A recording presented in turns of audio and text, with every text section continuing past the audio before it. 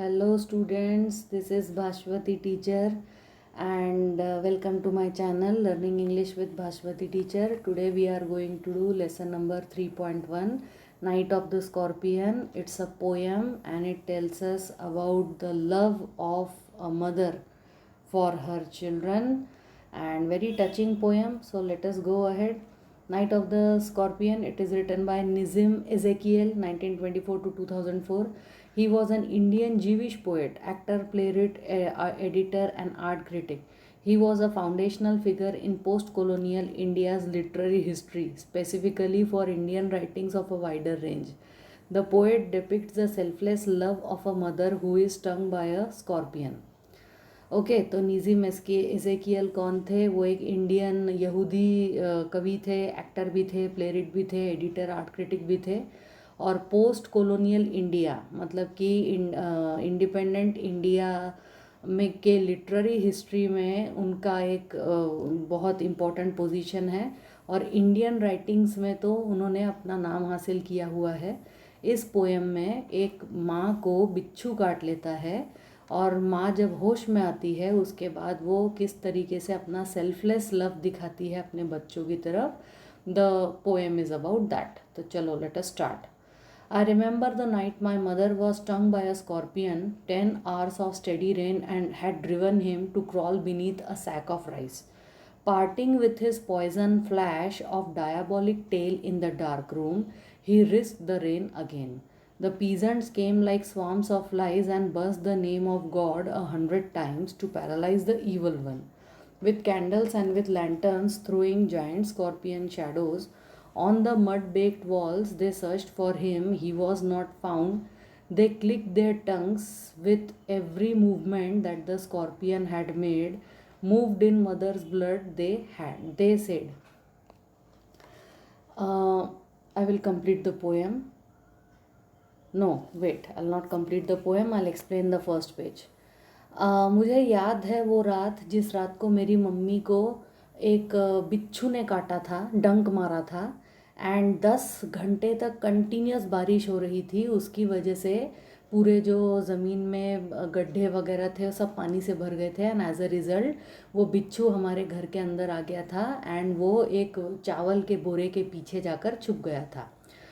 फिर उसने मम्मी को डस लिया। पार्टिंग विथ हिज पॉइजन मतलब अपना जहर जो है वो उसने मम्मी के बॉडी में इंजेक्ट कर दिया। Flash of a diabolic tail, diabolic का मतलब शैतान।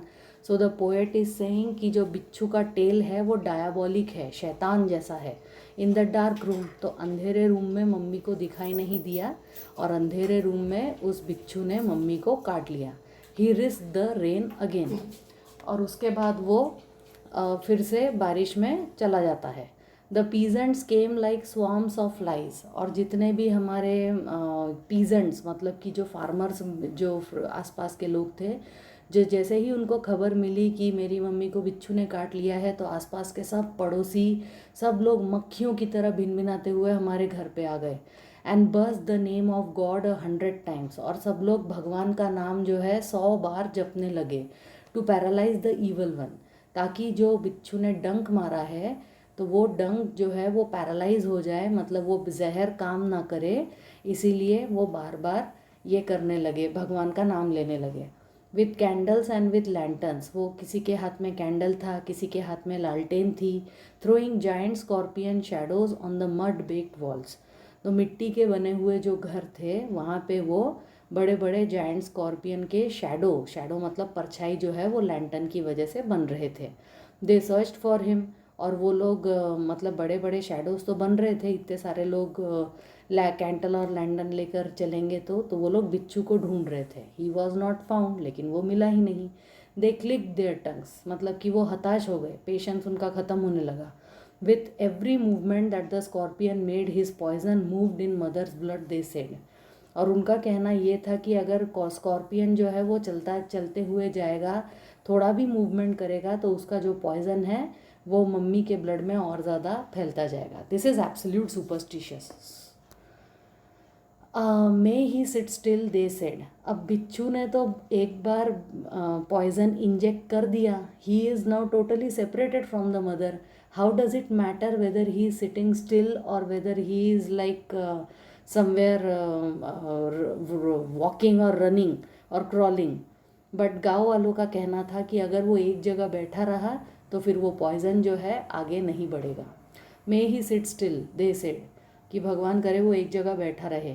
मे the sins of your previous birth be burned away tonight, भगवान करे तुम्हारे पिछले जन्मों के जो पाप हैं वो आज की रात जो है वो पूरे जल जाए, पूरे दुख खत्म हो जाए. दे said may your suffering decrease, जो तकलीफ़ हो रही है तुमको भगवान करे वो कम हो जाए. Decrease the misfortunes of your next birth, इस जन्म में जितनी तकलीफ़ हो रही है अगले जन्म में तुमको उतनी ही कम तकलीफ़ होगी. They said may the sum of all evil balanced in this unreal world against the sum of good become diminished by your pain. मतलब कि इस दुनिया में जितने भी तुमने पाप किए हैं इस अनरियल वर्ल्ड में, और जितना तुमने अच्छा किया है वो सब जो है इक्वल हो जाए, और फिर ये जो पेन है ये पेन उसमें ऐड होके ये पाप और पुण्य दोनों का जो पलड़ा है वो इक्वल हो जाए. May the poison purify your flesh, इस पॉइजन से अगर तुम बच गई तो अच्छा है, जो तो तुम्हारा फ्लैश ऑफ डिज़ायर जो है वो प्यूरिफाई हो जाएगा, and your spirit of ambition जो है ये भी प्यूरिफाई हो जाएगा. They said and they sat around on the floor with my mother in the centre, और मेरी मम्मी ऐसे सेंटर में पड़ी हुई थी ज़मीन पर और वो लोग सब उसके आजू बाजू बैठ गए थे. The peace of understanding on each face, और उन सब लोगों के चेहरे के ऊपर एक पीस ऑफ अंडरस्टैंडिंग थी. सब लोग हताश होकर मम्मी को देख रहे थे. मोर कैंडल्स, मोर लैंटर्न्स, मोर नेबर्स, मतलब अब जैसे जैसे टाइम बीत रहा था वैसे वैसे और ज़्यादा लोग आ रहे थे, तो ज़्यादा कैंडल्स दिख रहे थे उस कमरे में, ज़्यादा लालटेन दिख रहे थे, और ज़्यादा पड़ोसी लोग जो है वो आ रहे थे. मोर इंसेक्ट्स, और ज़्यादा कीड़े मकोड़े. एंड द एंडलेस रेन, और कभी ना ख़त्म होने वाली बारिश. My mother twisted through and through, और मेरी मम्मी पेन की वजह से इधर से उधर, उधर से इधर करवट बदल रही थी, एकदम तड़फड़ा रही थी. ग्रोनिंग ऑन अ मैट, उसको एक चटाई के ऊपर लेटा कर रखा था और वो दर्द में आ ऊ करके वो बहुत ही आवाज़ कर रही थी. And she was in pain. And my father sceptic rationalist trying every curse and blessing, मेरे पिताजी वैसे तो डाउटफुल थे लेकिन रैशनलिस्ट थे, मतलब कि प्रैक्टिकल सोचते थे, और वो उस हर एक जो है वो कर्स मतलब वो बिच्छू को कर्स कर रहे थे, और ब्लेसिंग मतलब वो मम्मी को ब्लेसिंग दे रहे थे. हर एक पाउडर ट्राई किया उन्होंने, एक मिक्सचर ट्राई किया, हर एक जड़ी बूटी, hybrid herb, hybrid everything he tried. He even poured a little paraffin upon the bitten toe and put a match to it. In fact उन्होंने मम्मी के पैर में, टो पे जहाँ पे बिच्छू ने काटा था वहाँ पे उन्होंने थोड़ा सा पैराफिन ऑयल डाल के उस पोर्शन को जला भी दिया ताकि पॉइज़न का इफेक्ट जो है वो कम हो. I watch the flame feeding on my mother, मैंने देखा मम्मी का जो पैर है वो उतना बिटन वाला पोर्शन वो जल रहा है. I watched the holy man perform his rites to tame the poison with an incantation. मैंने देखा वो जो होली मैन है, मतलब पंडित वाला जैसा आदमी है, तांत्रिक टाइप का आदमी, वो मंत्र पढ़ रहा था, इनकेंटेशन पढ़ रहा था ताकि पॉइज़न का असर जो है वो कम हो जाए. After 20 hours it lost its sting, 20 घंटे के बाद फिर पॉइज़न जो है उसका असर ख़त्म हुआ और मम्मी को होश आया. My mother only said thank God the scorpion picked on me and spared my children. और मम्मी ने होश में आने के बाद सबसे पहले क्या कहा, हे भगवान शुक्र है कि उस बिच्छू ने मुझे काटा, मेरे बच्चों को नहीं काटा. The last 2 sentences tell us about the selfless love of a mother. And even if that lady was in pain for 20 hours and everyone tried so many things on her to bring her back to life, she was awake but she was in pain, and after losing the pain she thanked God that, oh God, thank you so much कि मेरे बच्चों को आपने छोड़ दिया और मुझे सारी बलाएं मुझे दे दी. So this is the love of a true love of a mother, and that is mother, everyone's mother. Okay ये है बिच्छू, राइस के सैक के पीछे छुपा हुआ है. And title night of the scorpion, poet है Nissim इज़ेकियल. This poet tells us a story of a boy whose mother was bitten by a scorpion. The first 4 lines of the poem describes why the scorpion bit the mother. उसके बाद flash of the diabolic tale in the dark room. The words flashed here refers to the speed with which the scorpion stings the mother. Diabolical tail refers to the evil one, as the scorpion is considered as the harbinger of death. फिर उसके बाद the seventh line indicates that when the news that the boy's mother had been stung by a scorpion spreads around, all the people in the village came to their hut like swarms of flies, which indicates that they had come in large numbers. The next 20 lines, that is from line 8 to line 28, show the superstitious nature of the people of the village. The villagers say that the sense of her suffering may decrease the misfortunes and suffering she will have to undergo in her next birth. Through the lines 24, 25 and 26, the poet wants to point out that in the end there will always be hope and the good will always survive. Lines 32 and 33 form a repetitive pattern in which the poet remembers the arrival of more candles, more lanterns, more neighbors, more insects as the rain continued to fall. He then turns to the reaction of his father, not a religious man but a skeptic and rationalist. The poet describes in detail how the father actually set alight the toe that had been bitten. It must have had a very profound effect on the poet as a child. The poem concludes with a short 3-line stanza in which the poet recalls his mother's reaction to her frightening and painful experience.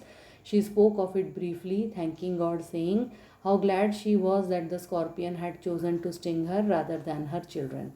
This was the boundless, selfless love of a mother, and these were words which the child never forgot. One of the interesting points about the poem is that Ezekiel narrates this poem from the point of view of a child who was purely an observer, not involved as the adults were only taking all the actions.